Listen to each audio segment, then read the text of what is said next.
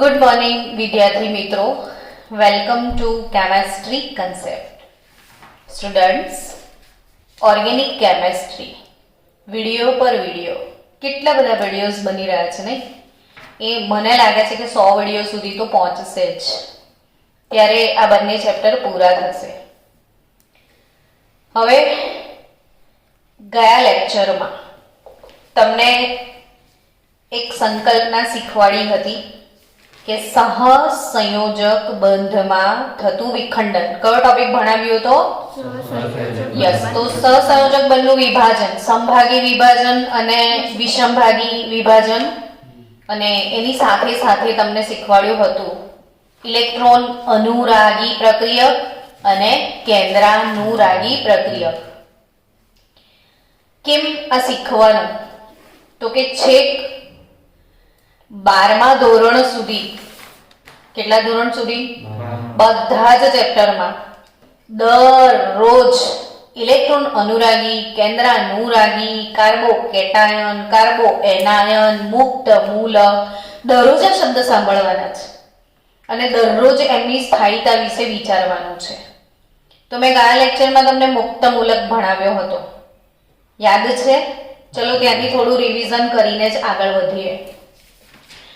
શું શીખ્યા હતા ગયા લેક્ચરમાં બાળકો આપણે? મુક્ત મૂલક. ફરી થોડું રિવિઝન લઈ લઈએ અને પછી આગળ વધીએ. મુક્ત મૂલક એટલે શું?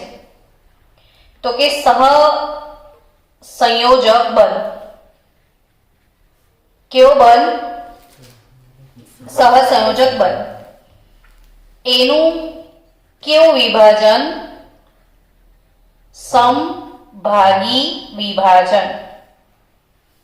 હવે સમભાગી શબ્દ તમે સાંભળો ને ત્યાંથી જ મનમાં ઇમોશન આવે. સમ એટલે સરખું, સરખા સરખા ભાગ પાડીએ તો એને શું કહેવાય? સમભાગી. મારી પાસે હમણાં 2 ચોકલેટ હતી, તો એક તને આપીને એક તને આપી, તો બંનેને મેં સરખો ભાગ આપ્યો કે નહીં? તો એ કેવું વિભાજન? સમભાગી.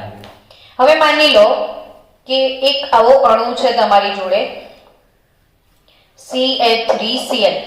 કેવો અણુ છે? હવે આજે CH3Cl એટલે વચ્ચે એક બંધ તો બન્યો ને. હવે કોઈ પણ એક બંધ તો ત્યારે જ બને ને જ્યારે એમાં 2 ઇલેક્ટ્રોન હોય. એક ઇલેક્ટ્રોન આ પરમાણુ, આ અર્ધવક્ર તીર કહેવાય, સમજે ને? અને આ બી અર્ધવક્ર તીર, કે આ ઇલેક્ટ્રોન આનો છે અને આ વાળો ઇલેક્ટ્રોન આનો છે. હવે સમભાગી વિભાજન એટલે હું એક્ઝેક્ટ મિડલ થી એનો ટુકડો કરું છું. ક્યાંથી ટુકડો કરું છું? મિડલ થી. હું આને મિડલ થી તોડું ને તો શું સીન થાય? મને તમે તમારા શબ્દોમાં જ રજૂ કરો. એક એક બંને લઈ લેશે. મેરે ઘર, તેરા તેરે ઘર. તો CH3 અને Cl પોતાનો એક એક ઇલેક્ટ્રોન લઈને છૂટા પડશે. એ અહીંયા ડોટ સ્વરૂપે બતાવવાના રહેશે. અને આ જે સ્પીસીસ, અને સ્પીસીસ કહેવાય, આ જે સ્પીસીસ ઉત્પન્ન થયા ને એમને શું કહેવામાં આવે છે? મુક્ત મૂલક. આના પહેલાનો વિડીયો પણ આજે ફરીથી એકવાર જોઈ લેજો. આ કેમ જોવાનો? તો કે આ નથી આવડતું તો પછી ઘણું બધું નથી આવડતું. સમજી રહ્યા છો? તો અમે શું લખ્યું છે? મુક્ત મૂલક. શું વ્યાખ્યા આપીશું? કે સહસંયોજક બંધનું જ્યારે સમભાગી વિભાજન થાય ત્યારે છૂટા પડતા બંને સ્પીસીસ એક એક ઇલેક્ટ્રોન લઈને છૂટા પડે છે અને જે મળે છે એને શું કહેવામાં આવે છે? મુક્ત મૂલક. બાળકો, તૂટ્યું ને, આ કઈ પણ વસ્તુ સાથે તમે જોડાવો છો, બરાબર? અને પછી તૂટે છે તો દુઃખ તો થાય છે. આપણે નાના હોઈએ ને રમકડું લઈ આપ્યું હોય મમ્મી પપ્પાએ અને તૂટી જાય તો એ દિવસ તો આખો રડવામાં જાય કે ના જાય? નાનું બચ્ચું તો રડી જ જાય. કહેવાનું કે કશું જ્યારે તમે જોડાઈ રહ્યા છો ને પછી તૂટે છે તો એ દુઃખ તો થાય. એમ સેમ આ લોકો એકબીજા સાથે જોડાઈને બંધ બનાવીને સ્થાયી થયા હતા. પછી આ બંધનું શું થયું? વિખંડન. વિખંડન થયું એટલે આને જે કેવું કે બે ઇલેક્ટ્રોન મેળવીને સ્થાયીતા મળી ગઈ હતી, હવે એક જ રહ્યો. આને બી બિચારાને એક જ રહ્યો. તો બંને ઓબ્વિયસલી આ બંને કેવા થઈ જશે? બોલો, અસ્થાયી થઈ જશે. અને એવું વિચારશે તરત જ, કાશ કોઈ આए और મને ફરીથી એક ઇલેક્ટ્રોન આપે. એટલે બંને લોકો ઇલેક્ટ્રોન મેળવવા માટે ખૂબ જ તાલાવેલી ધરાવે છે. એટલે જે મળે એને કહે છે મને આપને ઇલેક્ટ્રોન. એટલે આ લોકો એકબીજા સાથે પ્રક્રિયા કરવા માટે બહુ જ ઉતાવળા હોય છે. એટલે આમને શું કહેવાય? પ્રતિક્રિયાત્મક. ખૂબ જ અસ્થાયી છે એટલે જ કેવા છે? ખૂબ જ પ્રતિક્રિયાત્મક. ને તરત જ કોઈક તરત મળી જાય તો એ જોડાઈ જ જશે. રાસાયણિક પ્રક્રિયાઓ દરમિયાન છૂટા પડશે ને તરત કોઈક ને કોઈક સાથે એ લોકો જોડાઈ જ જાય. એટલે એમનું જે આયુષ્ય હોય છે ને એ કેવું હોય છે? ક્ષણિક. હું તમને આને ડિટેલમાં સમજાવું. ધારો કે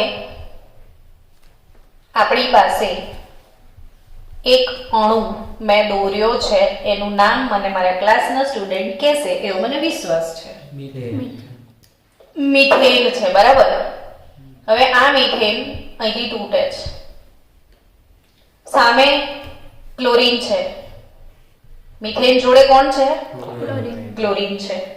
આવું બધું તો રાસાયણિક પ્રક્રિયાઓ થશે ત્યારે જ વિભાજન થશે. નોર્મલ અણુમાં થોડી છૂટાછેડા થશે. તો માની લો કે ક્લોરીન ને ક્લોરીન વચ્ચે પણ સહસંયોજક બંધ છે. હા કે ના? હવે તમને સૂર્યનો પ્રકાશ પડશે એટલે આનું પણ વિભાજન થઈ જશે. આનું બી સંભાગી વિભાજન થશે, આનું બી સંભાગી વિભાજન થશે. તો માની લો કે આમાંથી બે સ્પીસીસ કયા છૂટા પડશે એ મને કહો. CH3 અને H. આ તો H છે ને પણ. હા, તો આ CH3 ડોટ H ડોટ બે મુક્ત મૂલક છૂટા થયા. આના બી છૂટાછેડા થવાના છે તો એમાંથી પણ બે મુક્ત મૂલકો મળશે, Cl ડોટ Cl ડોટ. હવે તમે સમજ્યા ને કે બિચારાનું તૂટ્યું બંનેનું. તો કેવા છે? એટલે એ લોકો ખૂબ જ એટલે તરત જ એકબીજા સાથે જોડાવાની જ વાત. તુને મેરે કો છોડ દિયા તો કોઈ ઓર મિલેગા. સમજેગી નહીં? તો CH3 Cl, CH3 dot plus આ Cl ડોટ આ બે ભેગા થઈ જશે. શું બની જશે પાછું? CH3 Cl. હવે બીજું કોણ મળી જશે? તો કે H ડોટ એની જોડે Cl ડોટ, તો શું બની જશે? HCl. તો સમજ્યા કે નહીં સમજ્યા તમે? શું સમજ્યા? કે આ જે સહસંયોજક બંધના ખંડનથી સંભાગી વિભાજન થઈને જે મુક્ત મૂલકો બને છે એ બંને પાસે એક એક અયુગ્મિત ઇલેક્ટ્રોન હોય. આ લોકોનો અષ્ટક પૂર્ણ નથી. આ બધા પ્રશ્નો તરીકે પૂછશે તમને. અમે જે વાતો કહું છું ને એ, તો આ લોકોનું જે અષ્ટક છે એ પૂર્ણ ન હોય. આનું અષ્ટક પૂર્ણ ન હોય. સમજાઈ રહ્યું છે? આનું અષ્ટક પૂર્ણ હોતું નથી. આનો અષ્ટક પૂર્ણ ન હોય એટલે કેવો થઈ ગયો? અસ્થાયી. એટલે કેવો છે? એટલે તરત જ બીજા સાથે જોડાઈ જાય ને પાછું બીજું અણુ બનાવી દે એટલે એનો આયુષ્ય કેવો હોય? ક્ષણિક. તો આ મુક્ત મૂલકોની વાત થઈ. હવે આ મુક્ત મૂલકોની સ્થાયીતા વિશે ચર્ચા કરી હતી આપણે ગયા લેક્ચરમાં કે કેવા કેવા મુક્ત મૂલકો હોઈ શકે. ઘણી બધી પ્રકારના હોય પણ એમાંથી જનરલ થોડા બહુ તમારા ભણવામાં છે એની આપણે ચર્ચા કરીએ. કે આ કાર્બન છે. ઘણા બધા બાળકોને આ લખતા દોરતા સમજતા નથી આવડતું એટલે હું ધીરે ધીરે જ સમજાઈ રહી છું. સમજો વાતને કે CH3 જોડે ત્રણ હાઇડ્રોજન જ હોય. શું હોય? હાઇડ્રોજન. તો આ મિથાઇલ મુક્ત મૂલક થયો. આ CH3 જોડે એક મિથાઇલ હોય, બે હાઇડ્રોજન હોય. આ CH3 જોડે બે મિથાઇલ, એક હાઇડ્રોજન. આની જોડે 3 મિથાઇલ, 1 કોઈ હાઇડ્રોજન નહીં. તો આ 3 પ્રકારના મુક્ત મૂલકો થયા. સમજી રહ્યા છો? હવે એ 3 મુક્ત મૂલકો કયા?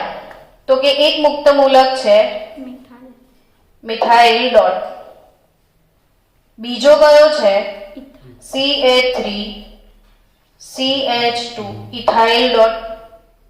આ CH3CH2 કહેવાય. આને શું કહેશો? Isopropyl. That's very good. CH3CH3 isopropyl થયો. તો CH3 ટ્વાઇસ CH ડોટ આઇસોપ્રોપાઇલ.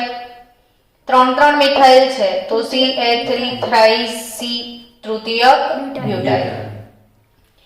હવે બાળકો આ બધા મગજના અસ્થાયી છે ને, કેમ કે એ લોકો લૂંટાયેલા છે, એ લોકોનું કશું લૂંટાયેલું છે, તૂટેલા છે બિચારા.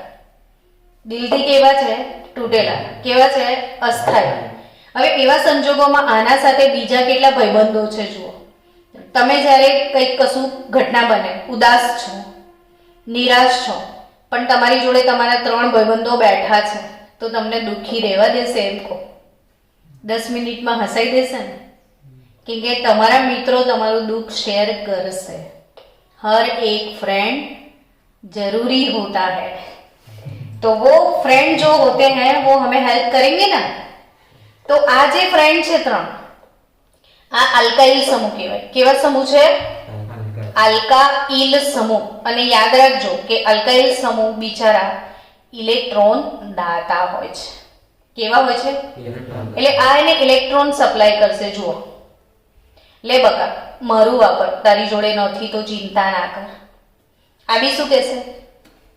લે જા હે ના. તો 3 ફ્રેન્ડ્સ એને કંઈક ને કંઈક દાન આપે તો આ હસી જાય કે નહીં?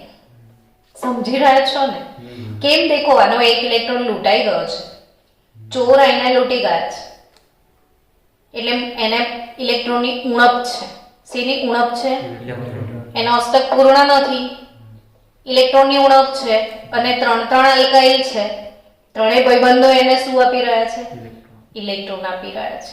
તો એને તો એની કમી દૂર થઈ ગઈ ને. તમને બોડીમાં B12 ની કમી હોય અને ડોક્ટર 3 ઇન્જેક્શન આપી દે તો શું થાય?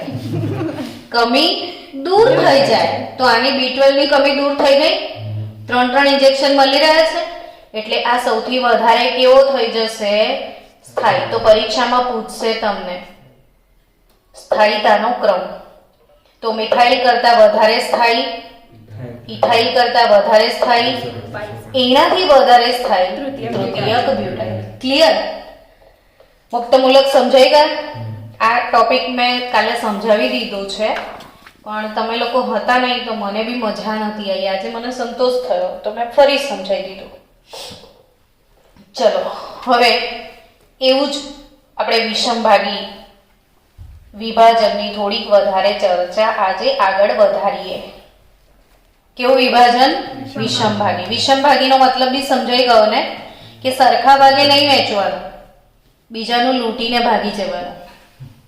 તો ધારો કે CH3Cl આવો એક અણુ છે, ક્લોરોમિથેન. ક્લોરોમિથેનમાં તમે આ બંધ જોશો तो ऑब्वियसली एमा एक इलेक्ट्रॉन की भागीदारी तो है. ये हमारा घर जिसमें हमने कुछ दिया था, आपने भी कुछ दिया है, तभी तो बंध बना था ना. सहसंयोजक बंध હતો ને. આ કયો બંધ હતો? હવે તો સમજ પડી ગઈ હશે ને. સહસંયોજક બંધ એટલે ઇલેક્ટ્રોનની ભાગીદારીથી બનતો બંધ. હલો, કે હજી બી નહીં ખબર? तो सहसंयोजक बंध એટલે કેવો બંધ? इलेक्ट्रॉन की भागीदारी की बनतो बंध.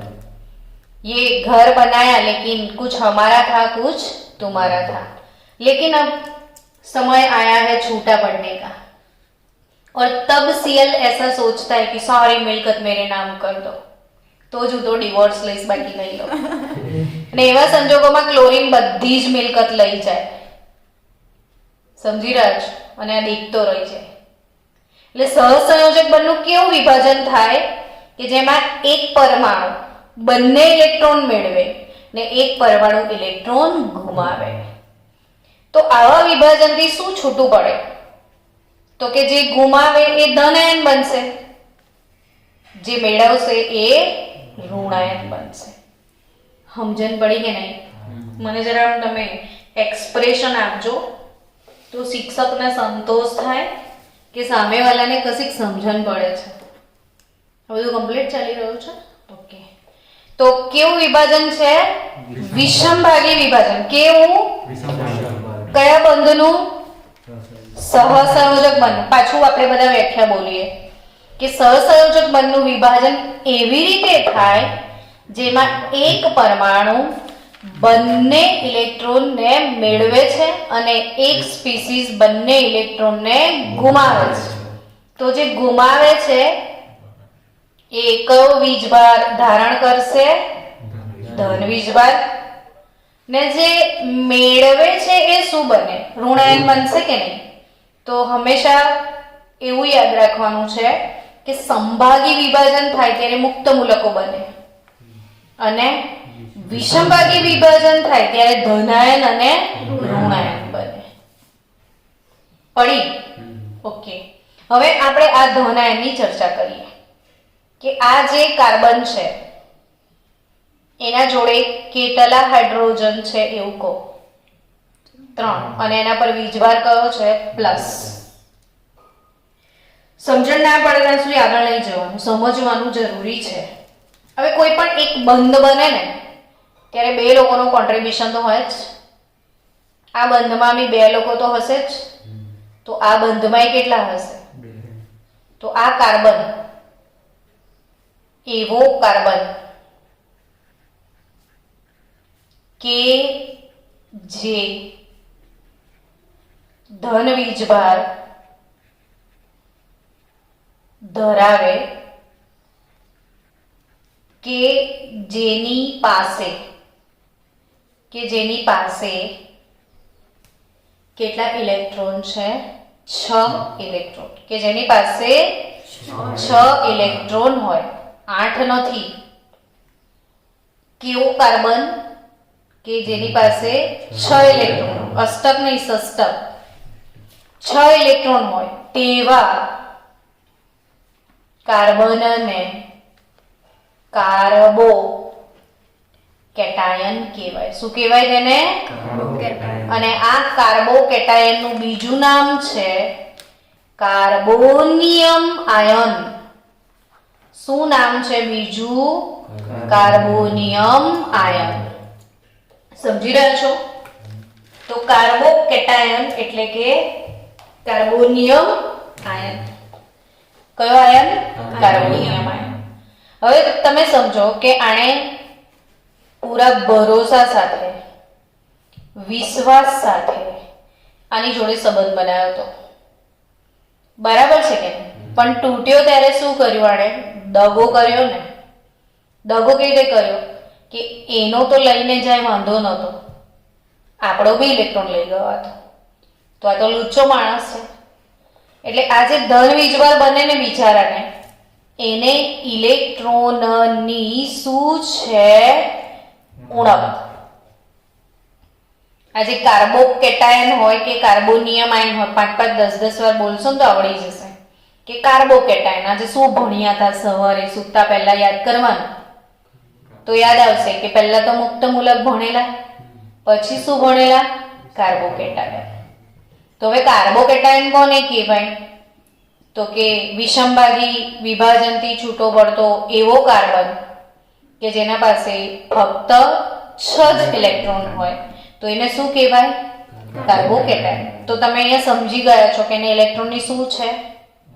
ઉણપ. એને બી બિચારાને અષ્ટક કેવું છે? અપૂર્ણ. એટલે એ પણ કેવો હશે બિચારો? અસ્થાયી. બરાબર. કોઈ ભાઈબંધો આવશે તો એને સારું લાગશે કે ખરાબ? સારું લાગશે. હર એક ફ્રેન્ડ જરૂરી હોતા હૈ. તો એવા આપણે કાર્બો કેટાયનની ડિસ્કસ કરીએ જે તમને 12મા ધોરણ સુધી ખબર જ હોવી જોઈએ કે કેવા કેવા કાર્બો કેટાયન સ્થાયી હોય. તો આ C+ એની જોડે મિથાઇલ સમૂહ લગાડી દઈએ 3. પહેલા ખાલી અહીંયા ડોટ હતું, હવે આના પર ધન વીજભાર, પેલો મુક્ત મૂલક હતો, આ કાર્બોકેટાયન છે.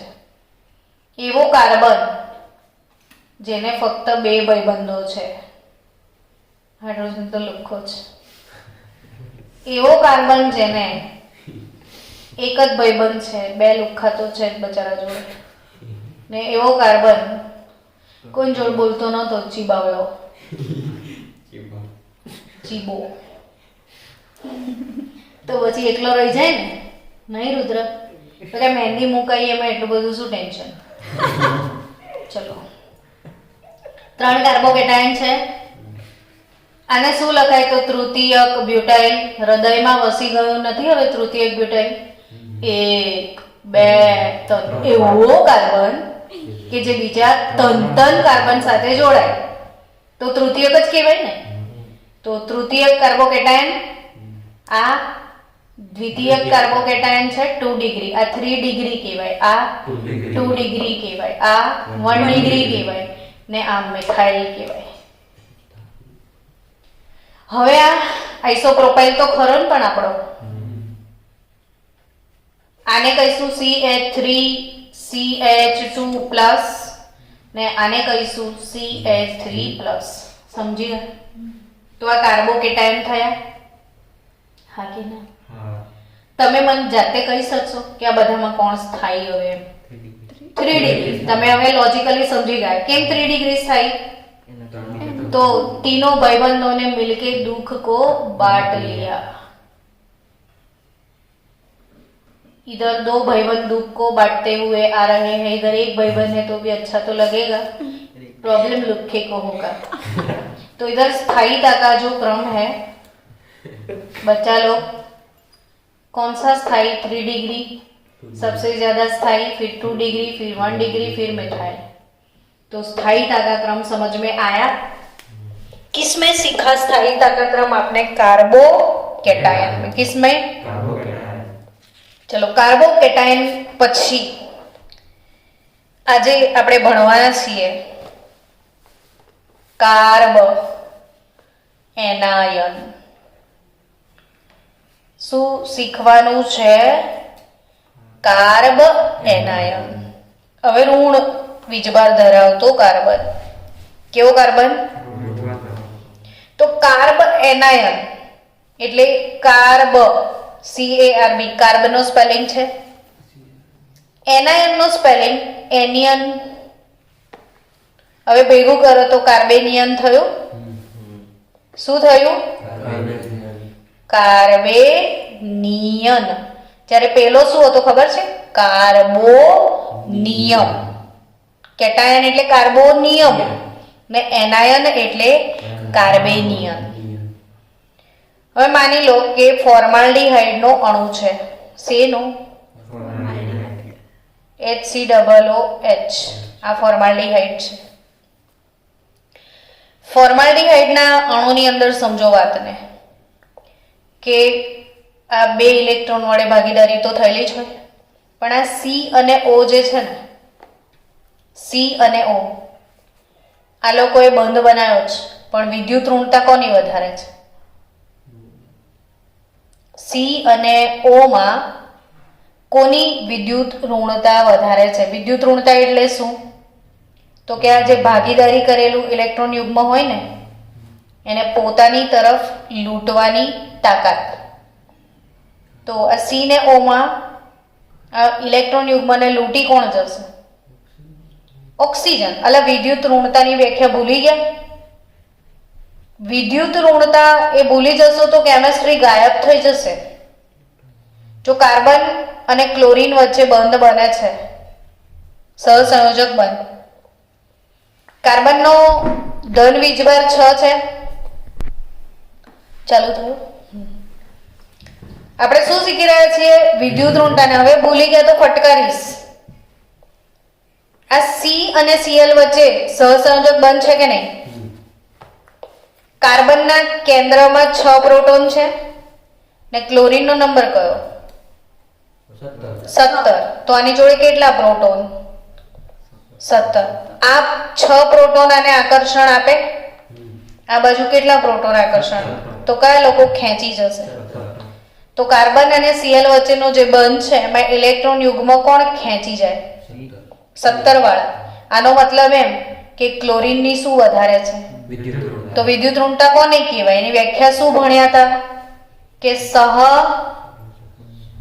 સહસંયોજક બંધ. શું વ્યાખ્યા છે? સહસંયોજક બંધમાંના સહિયારા ઇલેક્ટ્રોન. આ સહિયારા ઇલેક્ટ્રોન છે. સહિયારા ઇલેક્ટ્રોનને પોતાની તરફ આકર્ષવાની ક્ષમતા. શું કીધું છે? ફરીથી વાંચો. સહિયારા ઇલેક્ટ્રોનને પોતાની તરફ આકર્ષવાની ક્ષમતાને શું કહેવાય? વિદ્યુત ઋણતા. તો C અને Cl માં કોની વિદ્યુત ઋણતા વધારે? Cl. તો આ ઇલેક્ટ્રોન યુગ્મ કોની તરફ ખેંચાયેલું હોય? એટલે એના પર ઋણ વીજ ભરાઈ જાય. આના પર આંશિક, એટલે આમાં ધન ધ્રુવ અને ઋણ ધ્રુવ પેદા થયા કે નહીં? તો આવો જે બંધ બને ને એવા બંધને ધ્રુવીય સહસંયોજક બંધ કહેવાય. કેવો બંધ કહેવાય? હવે આ અણુમાં જુઓ કે C અને O એમાં કોની વિદ્યુત ઋણતા વધારે જ છે? ઓક્સિજનની. એટલે ઇલેક્ટ્રોન યુગ્મ આ વચ્ચેનું કોના તરફ ખેંચાયેલું હશે? એટલે કાર્બનને ઉણપ થઈ. હા કે ના? કાર્બનને ખોટ પડી ને તો કાર્બન બાજુવાળાને લૂંટશે. એટલે આ જ્યારે લૂંટાય ને તો આ રીતે લૂંટે.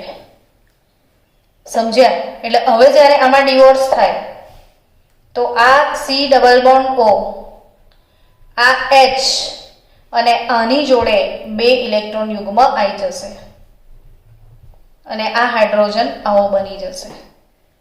પડી કે નહીં પડી ખબર? તો આવા સંજોગોમાં જે કાર્બોકેટાયન હોય એની જોડે દેખો 1 2 3 4 5 6 7 8 ઇલેક્ટ્રોન હોય છે. એટલે એવો કાર્બન, શું કીધું મેં?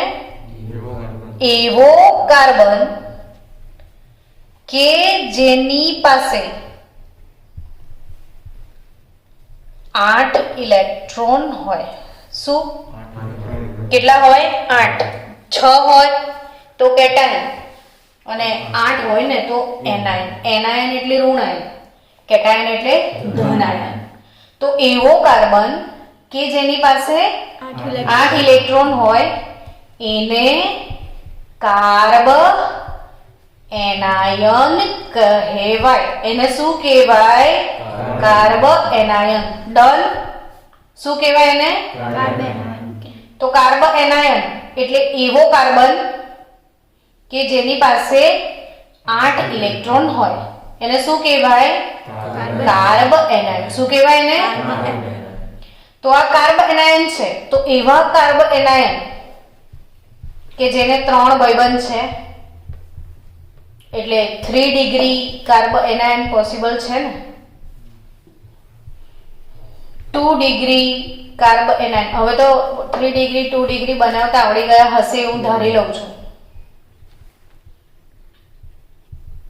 શું લખ્યું છે? 1 ડિગ્રી કાર્બ એનાયન, આ 2 ડિગ્રી કાર્બ એનાયન, આ 3 ડિગ્રી કાર્બ એનાયન અને મિથાઇલ કાર્બ એનાયન. હવે આની સ્થાયીતાનો ક્રમ આવે તો તમને શું લાગે છે? હવે સ્થાયીતાનો ક્રમ પહેલા જેવો જ હશે કે જુદો હશે? તમારા મનવાળી ફિલિંગ કહો મને. અશફાક શું કહે છે? પૂછ. ફોન જ ચોટી ગયો છે. ભલે ફોન ચોટી ગયો પણ મીટિંગ ચાલુ હશે. તમને શું લાગે છે લોજિકલી? હવે તો કે જો પહેલા તો કેવો હતો? લૂંટાયેલો હતો, એને ઉણપ હતી ને 3 ભાઈબંધો આપતા હતા. હવે ઓલરેડી કોકને લૂંટીને આવ્યો છે ને તમે કોકના રૂપિયા લૂંટીને બેઠા હોય તો તમને એકલા રહેવાનું ગમે. તારે 3 ભાઈબંધો આવે ને તો એમ થાય આ લોકોને ખબર પડી જશે તો એમની મદદની હવે કોઈ જરૂર નથી. આપણે તો એમે કોકને પટ્ટી પાડી દીધું છે. સમજ્યા કે નહીં? તો હવે આવા સંજોગોમાં લોજિકલ વસ્તુ છે કે આ અસ્થાયી થઈ ગયો, આ હવે આ એકલો હારો છે. कि कोई खबर ना પડે કે હમ લૂંટણીએ હે. સમજ પડી? તો હવે સ્થાયીતાનો ક્રમ શું છે બોલો? જ્યારે કાર્બ એનાયન હોય ત્યારે સ્થાયીતાનો ક્રમ 3 degree, less than 2 degree, less than 1 degree. સૌથી વધારે સ્થાયી ભાઈબંધ વગરનો. ચોર માણસ એકલો જ રહે અને દિલદાર માણસ લોકોની વચ્ચે રહે. Common logic. એટલે આ ચોરટો છે.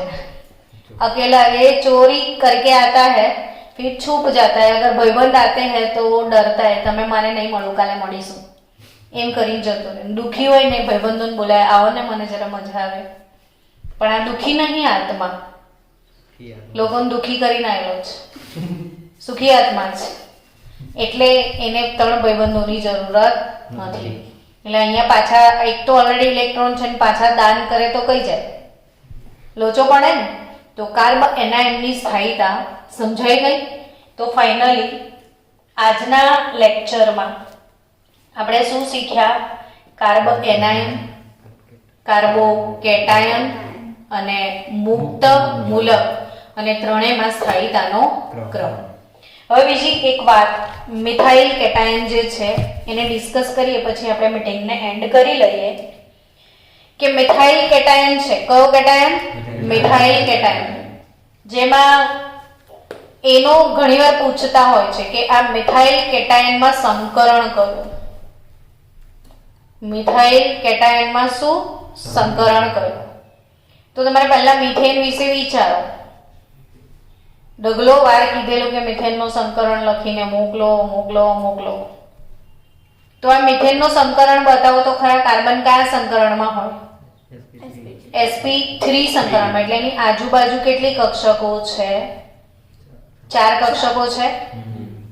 હવે એનો એક હાઇડ્રોજન તો તૂટી ગયો, તો એક કક્ષક તૂટી ગઈ ને, કેટલી બચી? 3. એટલે જ્યારે એ મિથાઇલ કેટાયન બને ને બચ્ચાઓ, કયો કેટાયન બને? મિથાઇલ. ત્યારે એનું સંકરણ બદલાઈ જશે. કયો સંકરણ થઈ જશે? sp2. અને એક કક્ષક ખુલ્લી થઈ ગઈ. એક કક્ષક આ રીતે ડમ્બેલ શેપમાં અહીંયા પડી રહેશે. તો આ સમતલીય ત્રિકોણ આકારનું બની જશે અને મિથાઇલ કેટાયનમાં સંકરણ કયું થઈ જશે? sp2. તો આ બધા પૂછાયેબલ પ્રશ્નો છે જે તમારે યાદ રાખવાના છે કે મિથાઇલ કેટાયનમાં કયું સંકરણ છે? sp2. એટલે તમે શું કરો પાછા કે જ્યાં ડબલ બોન્ડ હોય ત્યાં જ sp2 હોય એવું મનમાં ઇમેજિનેશન હોય ને. તો આ ડબલ બોન્ડ નહીં કોઈ જગાય, પણ બિચારાને 3 હતા પણ એક તૂટી ગયું. 4 હતા સોરી, એક તૂટી ગયું તો 3 વધ્યા ને. એટલે sp3 માંથી કયું સંકરણ થાય? sp2. તો આ એક યાદ રાખજો. તો મળીએ હવે આવતીકાલે, નહીં સોમવારે સીધા ઓફલાઈન, પણ આપણે ક્લાસમાં બી બોર્ડ પર રેકોર્ડિંગ ચાલુ રાખશું.